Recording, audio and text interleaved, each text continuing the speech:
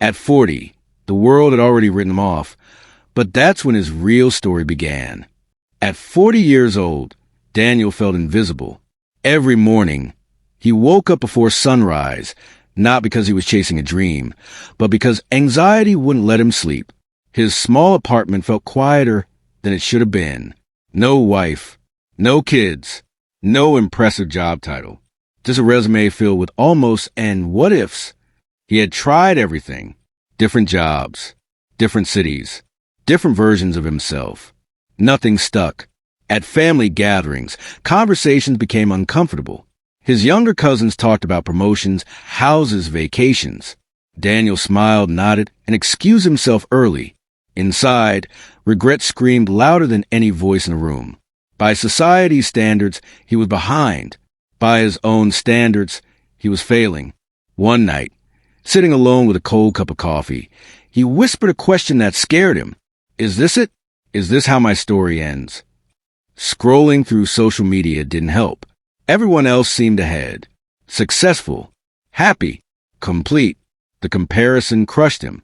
He wasn't lazy. He wasn't stupid.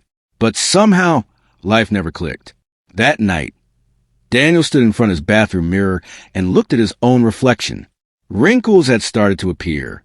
Time had clearly moved forward, even if he hadn't. For the first time, he allowed himself to feel the full weight of regret. Not anger, not jealousy, regret.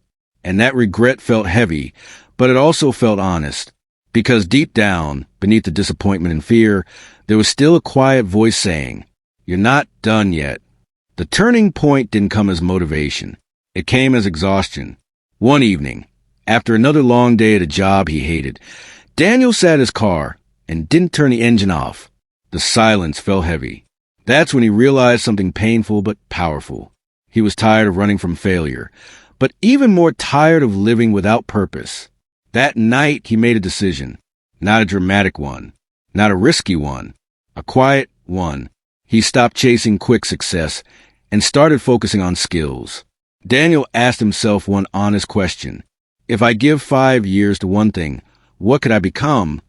He remembered something he once loved: problem solving, building things, understanding how systems worked. Technology had always interested him, but he had convinced himself it was too late to start. This time, he ignored that voice. He began studying at night. 2 hours, then 3. No social media, no excuses. While others relaxed after work, Daniel learned. Slowly, painfully, consistently. There were moments he wanted to quit, moments he felt stupid, moments when progress felt invisible. But something had changed. For the first time, he wasn't chasing validation. He was building discipline. Weeks turned into months. Months turned into years. At 42, he wasn't successful yet. At 43, still unknown. At 44, still struggling. But inside, Daniel felt different. He was no longer afraid of time. He was finally using it. Success didn't show up suddenly. Struggle did. Daniel failed interviews, got rejected emails, faced silence after applications. Some nights, he questioned everything again. Friends told him to be realistic. Family said, "You should settle." Society whispered, "You missed your chance." But Daniel had learned something important. Failure at 40 hurts less than regret at 60. So he kept going.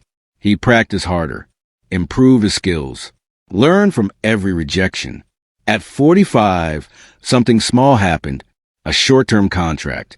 Not glamorous, not high-paying, but it was a door. Daniel showed up early, stayed late, asked questions, solved problems no one wanted to touch. People noticed, not because he was talented, but because he was reliable. Months later, the contract turned into a full-time offer. At 47, Daniel earned more than he ever had before. But more importantly, he earned something else: self-respect. He wasn't behind anymore. He wasn't chasing others. He was walking his own path. At 50, Daniel stood in front of a team, leading it. The same man who once felt invisible was now being listened to, not because of his age, not because of luck, because he didn't quit when quitting felt logical. His income changed. His lifestyle improved. But his mindset transformed completely. Daniel realized something powerful. Late success is stronger because it's built on pain, patience, and purpose. He no longer feared comparison. He no longer rushed timelines. He understood that life isn't a race. It's a personal journey. Daniel's story isn't special because he succeeded late. It's special because he didn't quit early. If you're watching this and you feel behind, if you think time has passed you by, if you believe it's too late, remember this. Late success lasts longer. Late success feels deeper. Late success changes you forever. Your timeline is not wrong. Your story is still being written.